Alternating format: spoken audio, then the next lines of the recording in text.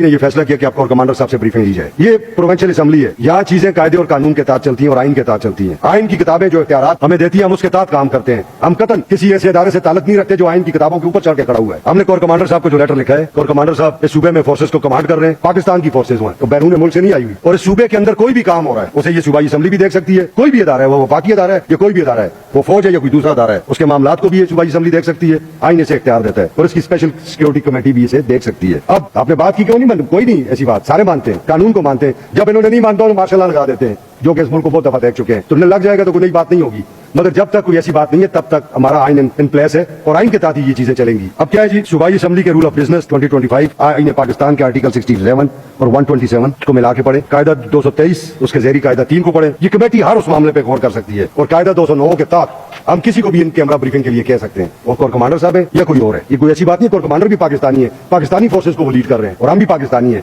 हम इस सूबे के लोगों के मुंतखब करदा लोग हैं। आज ईस्ट इंडिया कंपनी का वो टाइम नहीं है जब ईस्ट इंडिया कंपनी ने रिप्रेजेंटेशन के नाम पे चंद लोग बिठाए हुए थे और कमांड और कंट्रोल उसका गवर्नर्स के पास था, जो फौज के जरिए कमांड और कंट्रोल कर रहे थे। आज एक आइन पाकिस्तान है, आप उस आइन पाकिस्तान के तहत इन चीजों को चला रहे हैं। तो आइन का आर्टिकल 1-7 ये सारी चीजें जो है ना, ये पार्लिमानी बालादस्ती की बात करते हैं और फौज हमारी फौज है, चेयरमैन भी कह चुके, हम भी कहते हैं। तो इसको गलत रंग देने की या इससे गलत तासर लेने की जरूरत नहीं है। और कमांडर साहब अगर मुनासिब समझेंगे तो वो अपने अदारे से इस पे राय ले लेंगे। हम ये समझते हैं कि उन्हें आना भी चाहिए, उन्हें ब्रीफ भी करना चाहिए। इस सूबे का इंफ्रास्ट्रक्चर तबाह हुआ है, ये सूबा 25 साल से लाकानूनियत को भुगत रहा है, दहशतगर्दी को भुगत रहा है। इस सूबे के बेशुमार लोग शहीद हुए हैं, बेगुनाह लोग। इस सूबे में फोर्सेस के लिए फौज के लोग शहीद हुए हैं, एफसीज और लेवीज के लोग शहीद हुए हैं, हमारी पुलिस फोर्स के लोग शहीद हुए हैं। तो हम क्यों ना कंसर्न हो इस बारे में कि एक जो इशू है, जब हम इसको ब्रीफिंग ले लेंगे तो हम अपनी इस हाउस में इसको टेबल भी करेंगे, अपनी जो सिफारिशात है वो सूबाई हुकूमत को भी भेजेंगे और कौमी हुकूमत को भी भेजेंगे। फैसला फिर इन दोनों हुकूमतों ने करना है कि आपने सूबे में आगे करना क्या है। तो ये कोई ऐसी इशू की बात नहीं है, चूंकि लोगों की अपनी राय होती है, मीडिया को भी बात होगा, एंकर पर्सन्स को भी